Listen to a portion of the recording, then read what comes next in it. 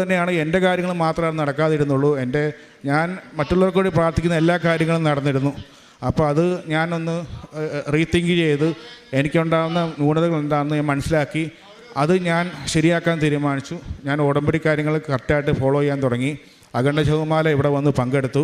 അത് പങ്കെടുത്തു കഴിഞ്ഞപ്പോൾ എനിക്ക് ഒരു 100% ഉറപ്പായി എൻ്റെ കാര്യം നടക്കും എന്നുള്ളൊരു 100% എനിക്കൊരു മനസ്സിനുള്ളിൽ അങ്ങനെ ഒരു ബോധം വന്നു. അതിനുശേഷം എൻ്റെ സബിൻ സാബു, ഞാൻ വരുന്നത് കോട്ടയം ജില്ലയിലെ ചാമക്കാല എന്ന ഗ്രാമത്തിൽ നിന്നാണ്.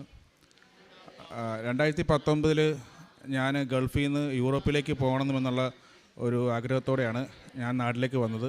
പക്ഷേ 2019 കഴിഞ്ഞ് ഡിസംബർ മാസം ഞാൻ വന്നത്. പക്ഷേ ജനുവരി ഫെബ്രുവരി മുതൽ കോവിഡ് തുടങ്ങി. എൻ്റെ എല്ലാ പ്ലാനുകളും പൊട്ടി, സ്വപ്നങ്ങളെല്ലാം തകർന്നു, ഒന്നും ചെയ്യാൻ മേലാത്ത അവസ്ഥയിലേക്ക് മാറി. എനിക്കൊരു ബ്രദറുണ്ട്. ബ്രദർ ഇലക്ട്രീഷ്യൻ പ്ലംബർ വർക്കൊക്കെ ചെയ്യുന്നതാണ്. ആളുടെ വിവാഹാലോചനയൊക്കെ നടക്കുന്നുണ്ടായിരുന്നു, പക്ഷെ ഒന്നും ശരിയായി വരുന്നില്ലായിരുന്നു. ഞങ്ങൾ ജ്ഞാനായ കത്തോലിക്കരാണ്. ഞങ്ങൾക്ക് സമുദായത്തിൽ തന്നെയാണ് വിവാഹം കഴിക്കേണ്ടത്. അപ്പം കുറച്ച് ബുദ്ധിമുട്ടായിരുന്നു. അപ്പം വിവാഹാലോചനകളൊന്നും നടക്കുന്നില്ല. കോവിഡ് ഓൾറെഡി ഫസ്റ്റ് വേവ് നല്ല രീതിയിൽ വന്ന സമയത്ത് മൊത്തം ലോക്ക്ഡൗൺ ആയി. ജോലി കാര്യങ്ങളൊന്നും ശരിയാവുന്നില്ല. ഈ ഒരു അവസ്ഥയിൽ നിന്ന സമയത്താണ് എൻ്റെ ഒരു കസിൻ പറയുന്നത്, കൃപാസനത്തെക്കുറിച്ച് പറയുന്നത്. എനിക്ക് വലിയ താല്പര്യമൊന്നുമില്ലായിരുന്നു, പക്ഷേ അവരുടെ നിർബന്ധപ്രകാരമാണ് ഞാൻ ഇവിടെ വന്നത്. ഇവിടെ വന്നതിന് ശേഷം ഞാൻ കംപ്ലീറ്റ് ആയിട്ട് ഒരു ഉടമ്പടി എടുത്തില്ല. ജസ്റ്റ് ക്ലാസ്സിൽ അറ്റൻഡ് ചെയ്തു.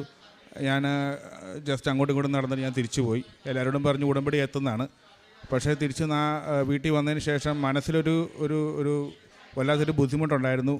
കംപ്ലീറ്റ് ചെയ്യാമായിരുന്നു, അല്ലെങ്കിൽ നല്ല രീതിയിൽ ഉടമ്പടി എടുക്കാമായിരുന്നു. കാരണം ഞാൻ ഉടമ്പടിയിൽ എഴുതി വെച്ചിരുന്ന ആവശ്യങ്ങളൊന്നും ഞാനിവിടെ കൊടുത്തില്ല. ഞാൻ അതുമായിട്ടാണ് വീട്ടിലേക്ക് പോകുന്നത്.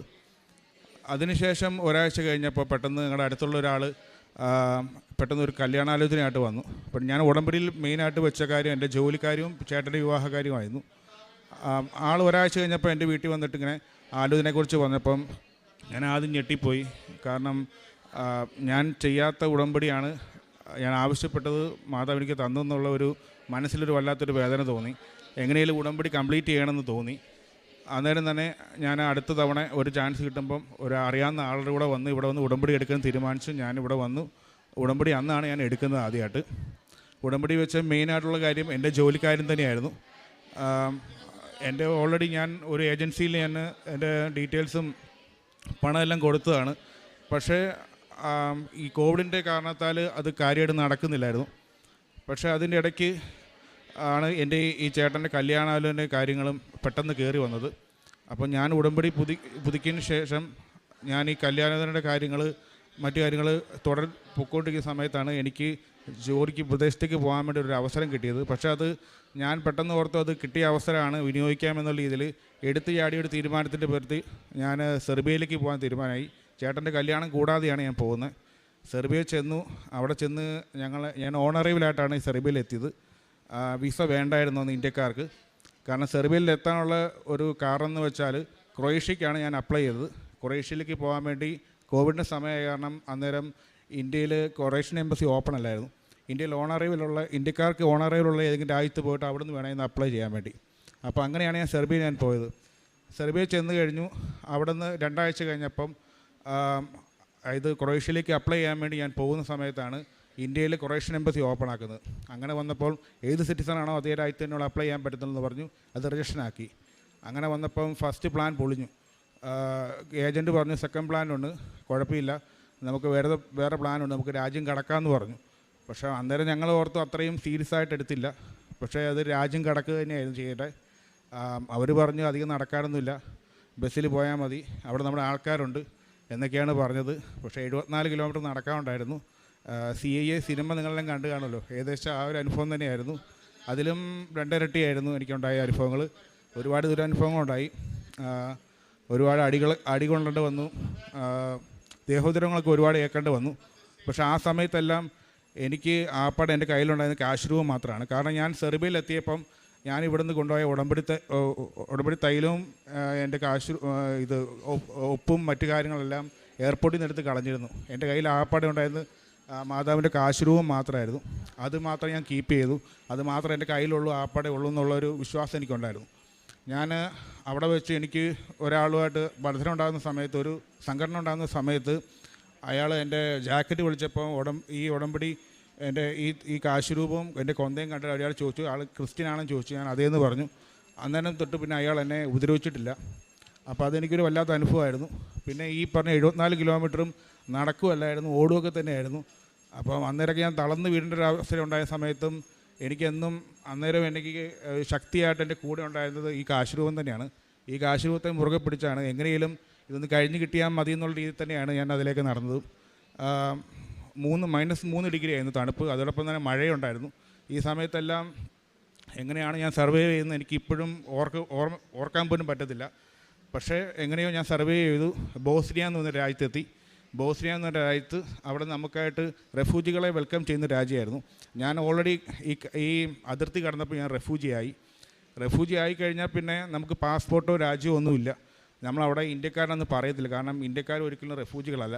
അപ്പോൾ നമ്മളവിടെ ആരെങ്കിലും പട്ടാളമോ അല്ലെങ്കിൽ പോലീസോ ആരെങ്കിലും നമ്മൾ ക്യാച്ച് ചെയ്യുമ്പോൾ നമ്മൾ പറയേണ്ടത് ഒന്നെങ്കിൽ നമ്മൾ ശ്രീലങ്കനോ അല്ലെങ്കിൽ ബംഗ്ലാദേശോ ആണെന്നാണ് നമ്മൾ പറയുന്നത്. അങ്ങനെ ഞാൻ അവിടുത്തെ ക്യാമ്പിൽ ചെന്ന് ശ്രീലങ്കനാന്ന് പറഞ്ഞുകൊണ്ടാണ് ഞങ്ങളെല്ലാം അവിടെ കയറുന്നത്. അവിടെ കയറി അവിടെ നിന്ന് നമുക്ക് ഫുഡും അക്കോമഡേഷനെല്ലാം അവർ തന്നെ പ്രൊവൈഡ് ചെയ്യുന്നുണ്ടായിരുന്നു. അതൊരു വല്ലാത്തൊരു ഒരു നല്ലൊരു, കാരണം നമുക്ക് ഞാൻ എങ്ങോട്ടാണ് പോകണേ, എവിടെയാണ് ചെന്നത് എനിക്കൊരു പിടിയില്ല. നമ്മുടെ കൂടെ ഗൈഡ് ചെയ്യാൻ വേണ്ടി ഏജൻസി ഒന്നുമില്ല. ഏജൻസി ഒരാളെ ഒപ്പിച്ചെന്ന് മാത്രമാണ് നമുക്ക് ഓർമ്മയുള്ളൂ. ബാക്കിയൊന്നും നമുക്ക് ഇവരുമായിട്ടൊരു കോണ്ടാക്റ്റും ഇല്ല, ഒന്നുമില്ല. കാടിൻ്റെ അകത്തൂടെ തന്നെയായിരുന്നു ഫുള്ള് യാത്രയും. അപ്പോൾ ആ സമയത്ത് നമ്മൾ എങ്ങോട്ടാണ് പോകണമെന്ന് നമുക്കൊരു ഐഡിയ ഇല്ല. നമ്മൾ ഏത് സ്ഥലത്തേക്കാണ് പോകണേ നമുക്ക് യാതൊരുവിധ അറിവുമില്ല. നമ്മളെ കൊണ്ടുപോയത് യുനെസ്കോയുടെ ആൾക്കാരാണ്, UN സംഘടനയിലുള്ള ആൾക്കാർ. അവർ IMO എന്ന് പറഞ്ഞൊരു സംഘടനയുണ്ട്. അവർ ഇല്ലീഗലായിട്ട് വരുന്ന മൈഗ്രൻ്റായിട്ടുള്ള ആൾക്കാരെ സംരക്ഷിക്കാൻ വേണ്ടി അവർ ക്രിയേറ്റ് ചെയ്യിക്കുന്ന, ആ രാജ്യത്തിന് വേണ്ടി അവർ ക്രിയേറ്റ് ചെയ്യിക്കുന്ന ഒരു സംഘടനയാണ്. അവരാണ് നമ്മളെ സംരക്ഷിച്ചത്. അവർ ഏകദേശം 3 മാസത്തോളം ഞാൻ ആ രാജ്യത്തുണ്ടായിരുന്നു, ബോസ്നിയയിൽ. എനിക്കൊരു വർഷത്തെ അവിടെ നിൽക്കാനുള്ള ഒരു റെഫ്യൂജി കാർഡും തന്നു. പക്ഷേ അതുകൊണ്ട് പ്രത്യേകിച്ച് ഉപകാരമൊന്നുമില്ല. അവിടെ വരുന്നവരെല്ലാവരും തന്നെ ആ രാജ്യത്തു നിന്ന് മറ്റൊരു രാജ്യത്തേക്ക് ചാടാൻ വേണ്ടി മാത്രം വരുന്നവരാണ്, അവിടെ നിൽക്കാൻ വേണ്ടിയല്ല.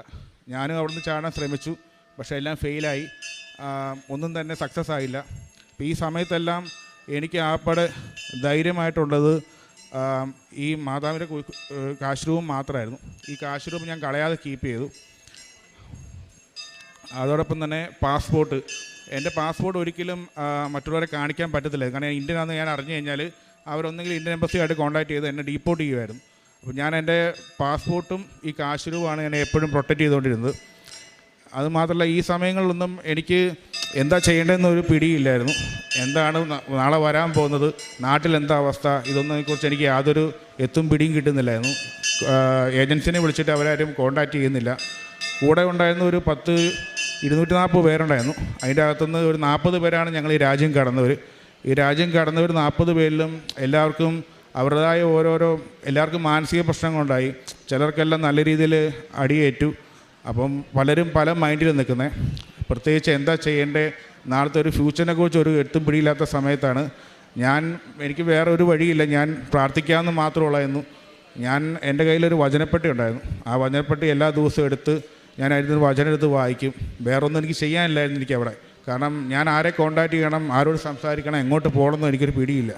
ആ സമയത്ത് എൻ്റെ ഫ്രണ്ട്സായിട്ടുള്ളവരും ഞാനിങ്ങനെ വായിക്കുന്നതും പ്രാർത്ഥിക്കുന്നതും കാണാറുണ്ട്. ആദ്യം അവർ കളിയാക്കിയെങ്കിലും പിന്നീട് അവരും എന്നെ സപ്പോർട്ട് ചെയ്ത് അടുത്ത ദിവസം ഞാൻ വെറുതെ ഇരിക്കുമ്പം നീ ഇന്ന് പ്രാർത്ഥിക്കുന്നില്ലേ, നീ ഇന്ന് വചനം എടുത്ത് നോക്കുന്നില്ലേ, ഇങ്ങനെ എന്നോട് ചോദിക്കുമായിരുന്നു. അപ്പം ഞാൻ പിന്നെ അവർക്കും ഇതെടുത്ത് കൊടുക്കും. അവർക്ക് ഇത് കൊടുക്കുമ്പോൾ ചെറിയൊരു പോസിറ്റീവ് എനർജി കിട്ടുന്നുണ്ടായിരുന്നു. എല്ലാ വചനങ്ങളും ഞങ്ങളെടുക്കുന്ന എല്ലാ വചനവും ഞങ്ങൾക്ക് എപ്പോഴും ഒരു പോസിറ്റീവായിട്ടുള്ളൊരു എനർജി തന്നോട്ടുന്നത്. നാളെ വേറെ രാജ്യത്തേക്ക് ചാടാൻ പോകുമ്പോഴും ഞങ്ങൾക്ക് എപ്പോഴും ഈ വചനം അല്ലെങ്കിൽ ഈ കാശുരൂപം കയ്യിലുള്ളത് അല്ലെങ്കിൽ കൊന്ത കയ്യിലുള്ളത്, എൻ്റെ കയ്യിൽ കൊന്തയുണ്ടായിരുന്നു 2-3 എണ്ണം. അതെല്ലാം ഐന്ദൂരായിട്ടുള്ള എൻ്റെ ഫ്രണ്ട്സിനൊക്കെ കൊടുത്തു. ആ ഫ്രണ്ട്സ് കൊടുത്തവരെല്ലാവരും പിന്നീട് ട്രൈ ചെയ്തപ്പം അവർക്കെല്ലാം മറ്റു രാജ്യങ്ങളിൽ ചാടാനും വേറെ കുഴപ്പമില്ലാതെ രക്ഷപ്പെടാനും സാധിച്ചു. അപ്പം അതുകൊണ്ട് തന്നെ മറ്റുള്ള എല്ലാവർക്കും വിശ്വാസമായിരുന്നു ഈ കൊന്തയിലും എൻ്റെ പ്രാർത്ഥനയിലും. അപ്പം ഞങ്ങളെല്ലാം ഒരുമിച്ച് തന്നെയാണ് പ്രാർത്ഥിച്ചുകൊണ്ടിരുന്നത്. അങ്ങനെ അവസാനം 3 മാസത്തിന് ശേഷം ഞാൻ IMO ആയിട്ട് ബന്ധപ്പെട്ടു. തിരിച്ച് നാട്ടിലേക്ക് പോകാൻ വേണ്ടി തീരുമാനിച്ചു. കാരണം ഞാൻ ചെയ്ത എല്ലാ അറ്റംപ്റ്റും ഫെയിലായിരുന്നു മറ്റു രാജ്യങ്ങൾക്ക് ചാടാനുള്ള. അവസാനം ഇല്ലീഗലായിട്ടല്ല ലീഗലായിട്ട് തന്നെ എങ്ങോട്ടെങ്കിലും യൂറോപ്പിലേക്ക് ചാടാൻ വേണ്ടി ഞാൻ തീരുമാനിച്ചു. അപ്പം ആ സമയത്ത് ഏജൻസി നമ്മളുമായിട്ട് ബന്ധപ്പെട്ടു. അവർ നമുക്ക് വേണ്ട ഫണ്ടും കാര്യങ്ങളൊക്കെ അങ്ങോട്ട് അയച്ചു തന്നു. എൻ്റെ ചിലവിനും ഫുഡിനും വേണ്ട എല്ലാ പൈസയും എനിക്ക് മാത്രമല്ല ഞങ്ങളുടെ ക്യാമ്പിലുള്ള എല്ലാവർക്കും അയച്ചു തന്നു. അത് ഞങ്ങൾക്ക് വല്ലാത്തൊരു ആശ്വാസമായിരുന്നു. കാരണം ഞാൻ പൈസ കൊടുത്ത എൻ്റെ ഏജൻറ്റിനെ പോലീസ് പിടിച്ചു ഓൾറെഡി. അപ്പോൾ അയാളുമായിട്ടുള്ള യാതൊരു കോണ്ടാക്റ്റും പിന്നെ ഇല്ലായിരുന്നു. പക്ഷേ പിന്നെ എൻ്റെ മറ്റു കാര്യങ്ങൾ നോക്കിക്കൊണ്ടിരുന്ന വേറൊരു ഏജൻറ്റായിരുന്നു. അയാളുമായിട്ട് എനിക്ക് പരിചയമൊന്നുമില്ല. പക്ഷേ ആ ക്യാമ്പിൽ എൻ്റെ കൂടെ ഉണ്ടായിരുന്ന മറ്റുള്ളവരുമായിട്ടുള്ള ആ ഒരു ബന്ധത്തിൻ്റെ പുറത്ത് മാത്രമാണ് ഞാനും ആ കൂട്ടത്തിൽ പ്രൊട്ടക്റ്റ് ചെയ്യപ്പെട്ട്. അങ്ങനെ അവസാനം ഞങ്ങൾ തിരിച്ച് നാട്ടിലേക്ക് പോരാൻ വേണ്ടി IMOയുമായിട്ട് ബന്ധപ്പെട്ടപ്പോഴത്തേക്ക് അവിടെയുള്ള ആൾക്കാർ നമ്മളോട് ഏത് രാജ്യക്കാരാണെന്നോ എങ്ങനെയുള്ള കാര്യങ്ങളൊക്കെ ചോദിച്ചു. നമ്മളെല്ലാ ഡീറ്റെയിൽസും തുറന്ന് പറഞ്ഞപ്പോൾ അവർ ഓക്കെ, നമ്മുടെ ഫ്രീ ആയിട്ട് നമ്മൾ നാട്ടിൽ വിടാമെന്നും ഡീപ്പോർട്ട് ചെയ്തില്ലെന്നും പറഞ്ഞു. ആ ഉറപ്പിൻ്റെ പേരിലാണ് ഞങ്ങൾ തിരിച്ച് നാട്ടിലേക്ക് വന്നത്. തിരിച്ച് നാട്ടിൽ വന്നപ്പോൾ അവരൊരു ഓഫർ നമുക്ക് തന്നു. അതായത് തിരിച്ച് നാട്ടിൽ വരുന്നവർക്ക് നാട്ടിൽ വന്ന് എന്തെങ്കിലും പുതുതായിട്ട് എന്തെങ്കിലും സംരംഭങ്ങൾ തുടങ്ങാനുള്ള പൈസ അവർ റേസ് ചെയ്ത് തരാമെന്ന് പറഞ്ഞു. അങ്ങനെ എനിക്ക് 1.5 ലക്ഷം രൂപയും തന്നു. കാരണം ഞാൻ നാട്ടിലേക്ക് വരുമ്പം ഓൾറെഡി 3-4 ലക്ഷം രൂപ മുടക്കിയാണ് പോയത്. വെറും കൈയോടെ തിരിച്ചു വരും എന്നുള്ള തോന്നൽ എനിക്കുണ്ടായിരുന്നു. പക്ഷേ 1.5 ലക്ഷം രൂപ എനിക്ക് അങ്ങനെ കിട്ടുകയും ചെയ്തു.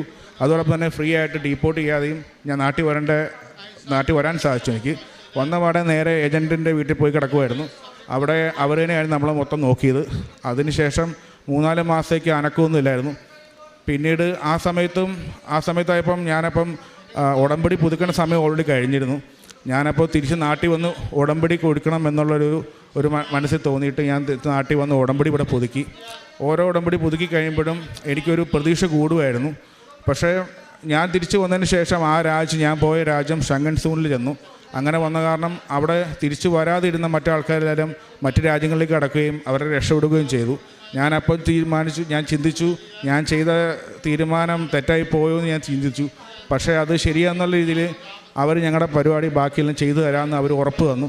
അതിൻ്റെ പേരിൽ ഞാൻ തിരിച്ച് ഇവിടെ നിന്ന് ഉടമ്പടിയിൽ ബാക്കി എല്ലാ കാര്യങ്ങളും കംപ്ലീറ്റ് ചെയ്തു.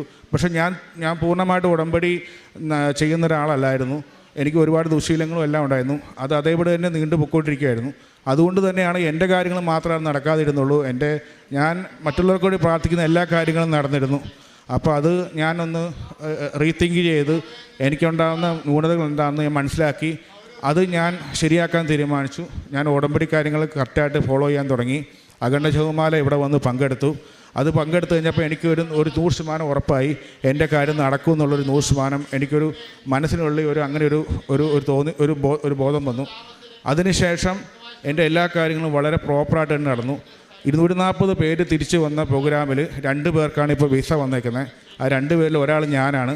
ഞാൻ പ്രത്യേകിച്ച് പണം കൊടുക്കുകയോ ഒന്നും ചെയ്തിട്ടില്ല.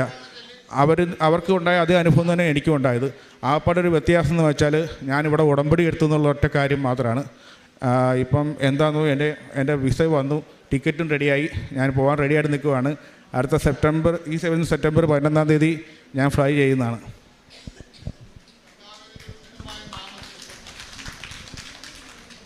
യുവാക്കൾ പോലും തളരുകയും ക്ഷീണിക്കുകയും ചെയ്തേക്കാം. ചെറുപ്പക്കാർ ശക്തിയേറ്റു വീഴാം. എന്നാൽ കർത്താവ്